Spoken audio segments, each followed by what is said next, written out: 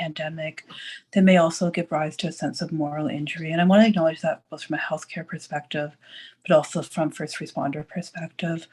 So a lot of healthcare workers, for example, we've interviewed them, have talked about their experiences of being in rooms where individuals may not be able to have visitors at the end of life. So where patients may, for example, be dying alone, and that healthcare workers have found that very, very difficult from an ethical and moral perspective. It really bothers them. And it's not something that they had a choice about, but it can be very troubling for individuals. Many talk about as well about how oftentimes in COVID-19, unfortunately, the care that we're providing has a very low likelihood of success and in fact may feel futile.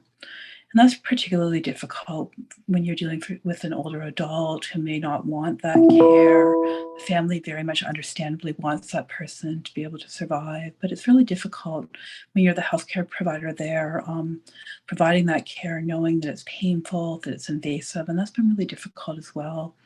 When I work clinically with nurses and other individuals on the ICUs and the COVID-19 units right now during the pandemic, when we think about moral injury and that burden that surrounds this, we want to think as well about self-compassion.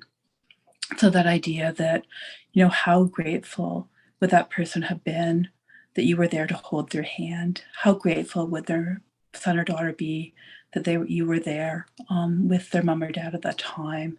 And so when we think about moral injury, I think one of the things that we want to think about is self-compassion. And so if this was your son, your daughter, your best friend, your niece, your nephew, what would you say to them? And how can we turn that same voice back to ourselves? Because I think often in moral injury, we've created a judge, and that judge is often ourselves. So how do we judge in the way that we would speak to someone who we care about, and being able to turn that lens of self-compassion back onto ourselves? I want to also acknowledge, of course, the experiences of public safety personnel across the country, where in cases, for example, the ambulances are delayed in being able to come to hospital. They have not been provided vaccines on time. There's a sense of betrayal. In Ontario, certainly the sense of pandemic pay not being equally applied. And so recognizing here again that moral injury can be very much a part of what people are experiencing during the pandemic. It can be, we have the experiences also of early life adversity that are triggering, and really wanting to recognize the impact for individuals who've experienced trauma throughout this pandemic. So I think I'm going to close on that note because I know we wanted to leave time for questions, and so we'll do that now.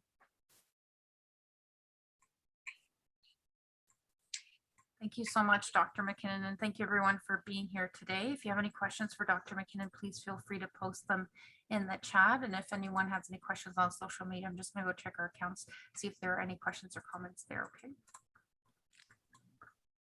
One thing I do want to say while we're looking at that is that moral injury is a term that often isn't used very often in clinical practice. It's not a term yet that I think is really out there in the public, but oftentimes when I give this talk, what I hear is that people say, that really does describe my experience and what I've been through.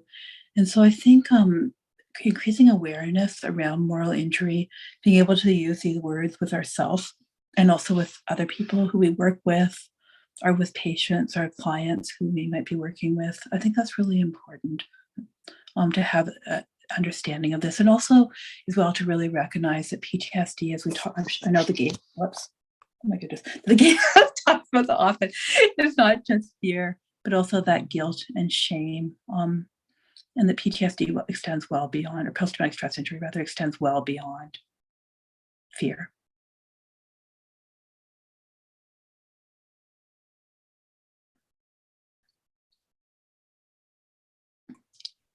I just checked, there are no questions or comments on social media. Does anyone in the room have any questions or comments for Dr. McKinnon?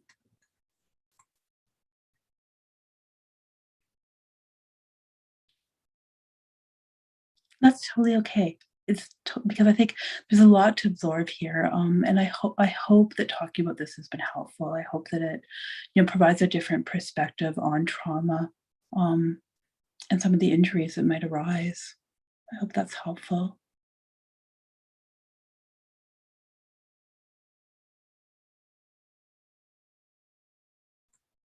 There is a comment, and it's moral injury in Romeo Dallaire is waiting for first light was an eye opener for me. Yeah, absolutely. Right. It's funny because I've spoken to him and he'll say, I remember him saying really directly, he said, it's not the fear. And he said, it's the moral injury. That's what you need to look at. And he really like firmly believes that because that was what was rooted in him. And that sense, that it changed his ability to connect with other people as well. I really want to go back to that quote from the veteran initially who said, when you experience trauma, when you experience an injury, it's something that when you're surrounded by other people who haven't experienced that, it can really be difficult. And we would never say to a partner or a spouse that we want you, to listen to all the details of the trauma. That's not necessarily being supportive. What we want to do is say, I'm here for you. I'm present. Maybe it's helpful to tell me the newspaper headlines.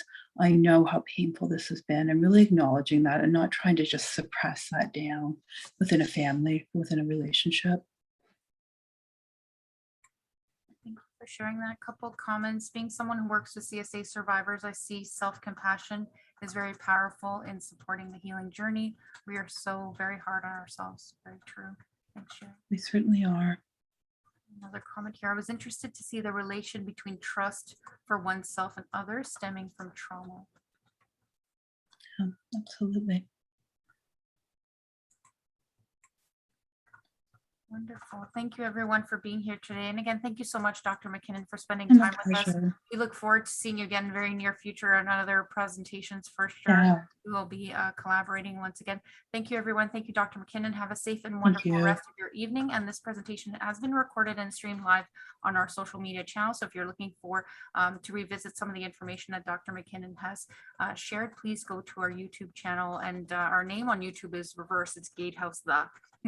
Okay, with technical glitches and all. It's all good. It happens. Good.